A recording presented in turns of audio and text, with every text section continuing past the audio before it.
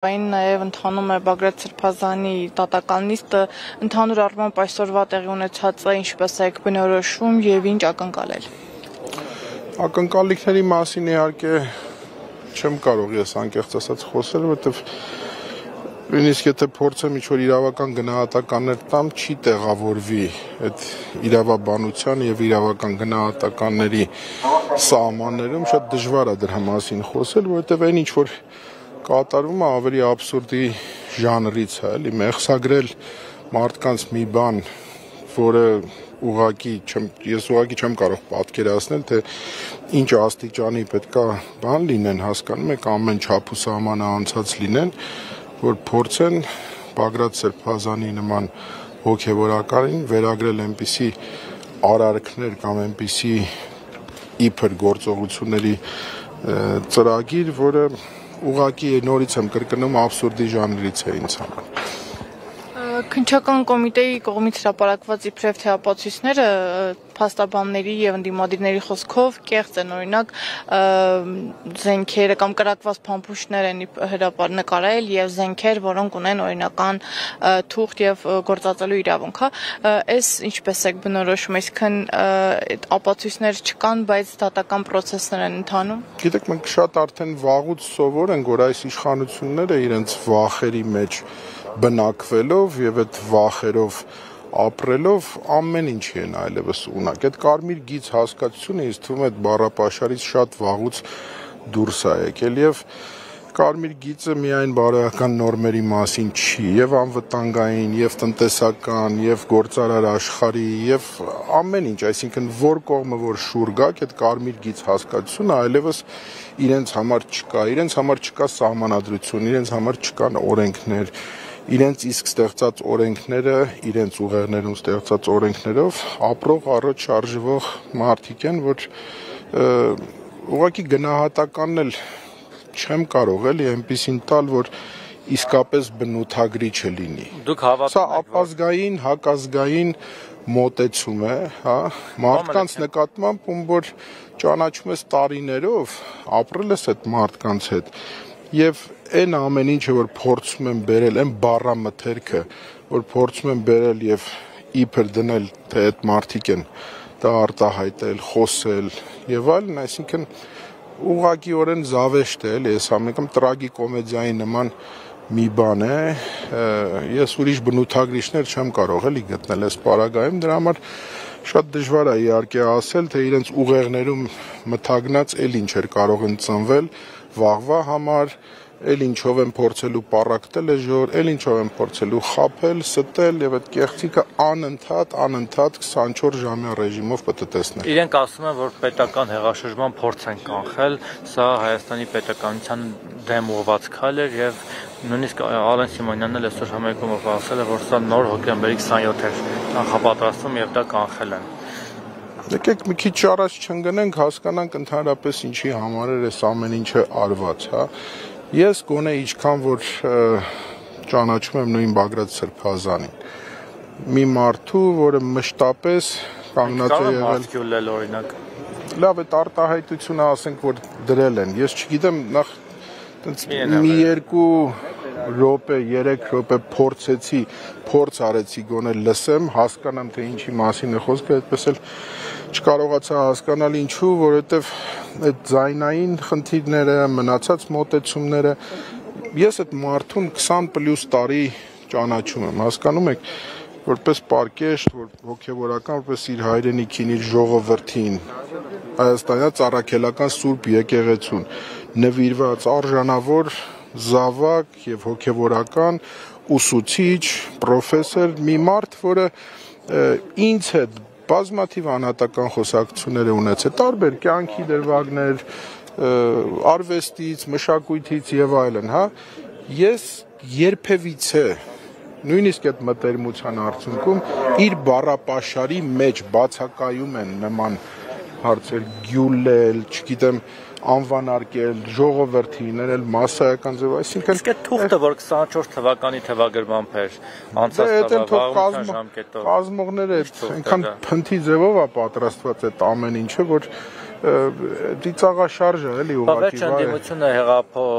հեղաշրջում չասենք, լավ իշխանափոխության կամ հեղափոխության պլան ունի, թե չունի, պարոն Մելիքյան։ Դե այդ ընդդիմությանը պիտի հարցնեն։ Չէ, ընդդիմությունը համենայն դեպս երևի թե ամեն մեկը իր կողմից, իր մոտեցմամբ փորձում են իսկապես անել քայլեր, որը հնարավորի եւ օրենքի սահմաններում պիտի լինի բնականաբար, իսկ եթե վերագրվում են ինչ-որ արարքներ, հա, չգիտեմ, ռազմական, զինված եւ այլն արյուն թափել, այս բաները այնքան կիլոմետրերով հեռու են Բագրատ Սրբազանից եւ իր թիմից, որ ուղղակիորեն մեկնաբանության անգամ։ Իսկ Սամվել Կարապետյանի ձերբակալությունը այս ամբողջ հաղթային իմաստն է կազմում, որովհետև սա հաջորդեց Սամվել Կարապետյանի ձերբակալության կալանավորմանը։ Միգուցե եւ ես առիթով ասել եմ դրա մասին, այսինքն այն մոտեցումը, այն խոսակցությունը ընդամենը մի քանի րոպե, չէ՞, այդ ինտերվյուն, եթե ես չեմ սխալվում, ախր մի հատ եկեք մտածենք, էլի բանական մարդու մոտեցմամբ, հա, ոնց կարող է բանական մարդը մտածի, որ Սամվել Կարապետյանի նման մեկը, որին ճանաչում է ամբողջ հայ ժողովուրդը, որը ճանաչելի է նաև Հայաստանի սահմաններից դուրս եւ դա միայն Ռուսաստանին չի վերաբերվում, հա։ Այսինքն ոնց կարելի է վերագրել, չգիտեմ, կոչ, այդ մեր ձևով, հա, մեր ձևով անելը ոնց կարելի է փոխել, սարքել սա հեղաշրջման մոտեցումը, դե ձեր ձևով հեղաշրջումն է եւ այդ իրենց պատկերացումների մեջ է երևի իրանց այդ ձևերը, որ ժամանակին արել են, իրենք արել են նորմալ, հա, երևի թե իրանց պատկերացման օրենքի սահմաններում, բայց իհարկե այդ ամեն ինչը եղել է աննորմալ։ Նորից ու նորից գալով օրվա բուն թեմային, խնդիրը այստեղ այո նույն վախերի մեջ է։ Այո, ամեն ինչ արվելու է, շարունակաբար է արվում, որպեսզի ժողովրդին ընդհանրապես շեղեն մեր ամենակարևոր այսօրվա դրությամբ, էլ չասեմ տարածաշրջանի վերջին զարգացումները նկատի առնելով շեղել ուղակի օրակարգից։ Համար մեկ օրակարգ այսօր Հայաստանի համար դա անվտանգային միջավայրի խնդիրն է։ Եվ երբ որ դու տեսնում ես, որ հարևան երկրում, հա, եսի նկատի ունեմ Իրանա-իսրայելյան այս 12 օրյա բախում, այդ լարվածությունը եւ դրան զուգահեռ ինչով է զբաղվել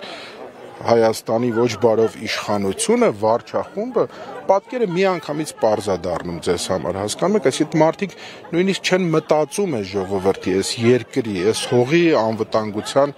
մասին։ Իսկ դա մեր թիվ 1 խնդիրը պիտի լինի ամենօրյա, միայն ու միայն, համար 1 եւ գլխավոր ու առանցքային խնդիրը։